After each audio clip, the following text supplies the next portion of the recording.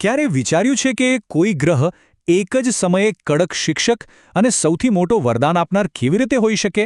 પ્રાચીન જ્યોતિષ ગ્રંથ ભૃગુ સંહિતા મુજબ શનિ ગ્રહ બરાબર આ જ ભૂમિકા ભજવે છે. તો ચાલો આજે આ ગહન વિશ્લેષણમાં ડૂબકી મારીએ અને સમજીએ કે શનિ આપણા જીવનના દરેક પાસાને કેવી રીતે આકાર આપે છે. જુઓ, શનિને સમજવા માટે એને ફક્ત એક ગ્રહ તરીકે જોવું પૂરતું નથી. ભૃગુ સંહિતા એને કર્મના દેવતા કહે છે. એક એવો કડક પણ ન્યાયી શિક્ષક જેના પાઠ હંમેશા શિસ્ત, મહેનત અને ધીરજ વિશે હોય છે. અને સાચું કહું તો આ જ સિદ્ધાંત તેના પ્રભાવને સમજવાની ચાવી છે. આપણે અહીં જે પણ ચર્ચા કરીશું એ બધું જ સદીઓ જૂના જ્ઞાન પર આધારિત છે. આપણો મુખ્ય સ્ત્રોત છે મહર્ષિ ભૃગુ દ્વારા રચિત ભૃગુ સંહિતા, જે જ્યોતિષના સૌથી પ્રમાણભૂત અને આદરણીય ગ્રંથોમાંનો એક ગણાય છે. તો આપણી આજની સફરમાં આપણે શું શું જોવાના છીએ?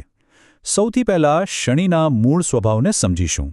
પછી કુંડલીના 12 ભાવોમાં એના પ્રભાવને 3 ભાગમાં વહેંચીને જોઈશું. પહેલા 4, વચ્ચેના 4 અને છેલ્લા 4 ભાવો. અને છેલ્લે આ બધાનો સાર શું છે એ જાણીશું. તો ચાલો આપણી આ જ્યોતિષીય યાત્રા શરૂ કરીએ એકદમ પાયાથી, એટલે કે કુંડળીના પહેલા 4 ભાવોથી. આ ભાવો આપણા વ્યક્તિત્વ, કુટુંબ, હિંમત અને ઘર પરિવાર જેવી પાયાની બાબતોને દર્શાવે છે. જોઈએ કે શનિ આ પાયાને કેવી રીતે ઘડે છે. જ્યારે શનિ પહેલા જ ભાવમાં એટલે કે લગ્નમાં બિરાજમાન હોય ત્યારે તે વ્યક્તિને નાની ઉંમરથી જ ગંભીર અને શિસ્તબદ્ધ બનાવી દે છે. આવા લોકો ખૂબ જ મહેનતુ હોય છે, પણ ઘણીવાર કામમાં એટલા ખોવાઈ જાય છે કે પોતાના સ્વાસ્થ્યનું ધ્યાન રાખવાનું જ ભૂલી જાય છે. પણ હા, અહીં એક ખાસ વાત છે. જો શનિ તુલા રાશિમાં હોય તો એ વ્યક્તિને રાજકારણમાં ઉચ્ચ સફળતા અપાવી શકે છે. હવે વાત કરીએ પૈસા અને પરિવારને. બીજા ભાવમાં શનિનો નિયમ છે ધીમે પણ મક્કમ. શરૂઆતમાં સંઘર્ષ આવી શકે છે, પણ આખરે પરિવારના સાથ સહકારથી જ પ્રગતિ થાય છે. ખાસ કરીને વારસાગત સંપત્તિ મળવાના યોગ બને છે અને જમીન, મકાન કે મશીનરીના કામમાં ખૂબ ફાયદો થાય છે. ત્રીજા ભાવનો શનિ વ્યક્તિને હિંમતવાન અને સાહસિક બનાવે છે. એવા લોકો જે કોઈ પણ પડકારનો સામનો કરવા હંમેશા તૈયાર રહે છે. પણ આ જ શનિ ભાઈ બહેનો સાથેના સંબંધોમાં થોડી દૂરી લાવી શકે છે. જો કે કારકિર્દીની દ્રષ્ટિએ જોઈએ તો ટેકનિકલ ફિલ્ડ માટે આ સ્થિતિ ઉત્તમ ગણાય છે. ચોથા ભાવમાં શનિ થોડું વિરોધાભાસી પરિણામ આપે છે. એક તરફ એ ઘરના વાતાવરણમાં થોડો અસંતોષ કે એકલતાનો અનુભવ કરાવી શકે છે. પણ બીજી તરફ એ જ શનિ જમીન, મકાન અને પ્રોપર્ટીના મામલામાં વ્યક્તિને ખૂબ જ લાભ કરાવે છે. સારું, તો પાયાની વાત તો થઈ ગઈ. હવે આપણે જીવનના એવા ક્ષેત્રોમાં જઈએ છીએ જ્યાં આપણો દુનિયા સાથેનો સીધો સંપર્ક થાય છે, એટલે કે 5માથી 8મા ભાવ સુધી. અહીં આપણે શિક્ષણ, સંબંધો અને જીવનના ગૂઢ રહસ્યો પર શનિનો પ્રભાવ જોઈશું. 5મા ભાવમાં શનિ જાણે કે ધીરજની પરીક્ષા લે છે. શિક્ષણમાં થોડો વિલંબ કે અવરોધ આવી શકે છે અને સંતાન બાબતે પણ થોડી ચિંતા રહી શકે છે. પણ એના બદલામાં શનિ વ્યક્તિને ગજબની ઊંડી અને તાર્કિક વિચારશક્તિ આપે છે. હા, એક વાત ચોક્કસ છે કે આ સ્થિતિમાં શેરબજાર જેવા જોખમી રોકાણોથી દૂર રહેવું વધુ સારું છે. જ્યોતિષમાં 6ઠ્ઠા ભાવનો શનિ ખૂબ જ શક્તિશાળી માનવામાં આવે છે. કેમ? કારણ કે તે શત્રુઓ પર હંમેશા વિજય અપાવે છે અને નોકરીમાં સ્થિરતા લાવે છે. પણ સ્વાસ્થ્યના મામલે થોડું સાચવવું પડે છે, કારણ કે તે કોઈ લાંબા સમય સુધી ચાલતી બીમારીનો સંકેત આપી શકે છે. લગ્ન અને ભાગીદારીના 7મા ભાવમાં શનિ એ જ વાત શીખવે છે કે ઉતાવળે આંબા ન પાકે. લગ્નમાં ભલે વિલંબ થાય, પણ જીવનસાથી ખૂબ સમજદાર અને પરિપક્વ મળે છે.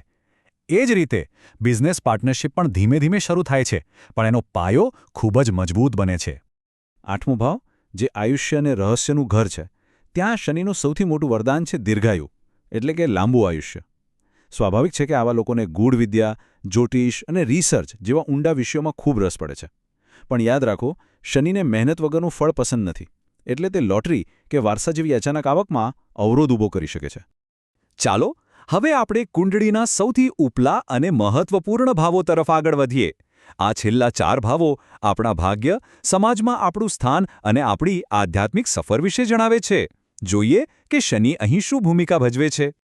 9મા ભાવમાં શનિએ સ્પષ્ટ કહે છે કે નસીબ એમને જ સાથ આપશે જે મહેનત કરશે, એટલે ભાગ્યોદય થવામાં થોડો સમય લાગી શકે છે, પણ આ સમયગાળો વ્યક્તિને ધાર્મિક અને દાર્શનિક રીતે ખૂબ જ ઊંડાણપૂર્વક વિચારતા શીખવી દે છે. આ જ ગહન વિચારોને કારણે ક્યારેક પિતા સાથે વૈચારિક મતભેદ પણ થઈ શકે છે. અને હવે આવે છે એ સ્થાન જ્યાં શનિ સૌથી વધુ શક્તિશાળી છે, 10મો ભાવ, જેને કર્મસ્થાન પણ કહેવાય છે. અહીં શનિ દિગ્બલી બને છે, એટલે કે એને દિશાઓનું બળ મળે છે, જે એને સુપર પાવરફુલ બનાવી દે છે. આ સ્થિતિ વ્યક્તિને એની કારકિર્દીના સર્વોચ્ચ શિખર પર પહોંચાડી શકે છે. 10મા ભાવનો શનિ માત્ર ઊંચું પદ જ નથી આપતો, પણ ખાસ કરીને રાજકારણ, સરકારી વહીવટી સેવાઓ અને કાયદાના ક્ષેત્રમાં વ્યક્તિને જબરદસ્ત સફળતા અને પ્રતિષ્ઠા અપાવે છે. 11મો ભાવ, જેને લાભનું ઘર પણ કહેવાય છે, ત્યાં શનિ આવકનો એક સ્થિર અને નિયમિત સ્ત્રોત ઊભો કરે છે. અહીં મોટા ભાઈ બહેનોનો સારો સહયોગ મળે છે અને સમય જતાં સમાજમાં માન સન્માન અને પ્રતિષ્ઠામાં પણ વધારો થાય છે. અને હવે છે છેલ્લું ઘર, 12મો ભાવ. અહીં શનિ આપણને દુનિયાવી વસ્તુઓથી થોડા દૂર લઈ જાય છે. એક તરફ ખર્ચ પર નિયંત્રણ રાખવું થોડું મુશ્કેલ બની શકે છે, પણ બીજી તરફ આધ્યાત્મિકતા અને મોક્ષના માર્ગ તરફ વ્યક્તિનો ઝુકાવ ખૂબ વધી જાય છે. આ સ્થિતિ વિદેશ પ્રવાસ કે વિદેશી સંપર્કોથી લાભ પણ સૂચવે છે. તો આ 12 ભાવોની સફર પછી આપણને શનિના મૂળ સ્વભાવ વિશે શું સમજાયું? એનો સાર બસ એક જ છે: શનિનો પ્રભાવ હંમેશા બેવડો હોય છે. તે પહેલાં એક પડકાર મૂકે છે, અને જે એ પડકારને પાર કરે છે એને ગહન અને સ્થાયી પરિણામ આપે છે. શનિના પાઠ કંઈક આ રીતે છે. એ વિલંબ કરાવે છે, જેથી આપણો પાયો મજબૂત બને. એ સખત પરિશ્રમ કરાવે છે, જેથી મળતી સફળતા સ્થિર હોય.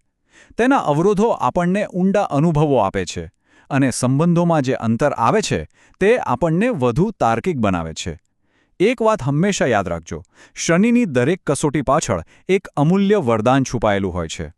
અને અંતે આ સમગ્ર વિશ્લેષણ આપણને એક ખૂબ જ મહત્વપૂર્ણ પ્રશ્ન પર લાવીને મૂકી દેશે. ભૃગુ સંહિતા અનુસાર શનિ આપણું ભાગ્ય બનાવે છે કે પછી તે ફક્ત આપણા પોતાના કર્મોનો એક અરીસો છે જે આપણને સુધરવાની એક તક આપે છે? આ વિચાર સાથે જ આજની ચર્ચા અહીં સમાપ્ત કરીએ છીએ. વિચારતા રહેજો.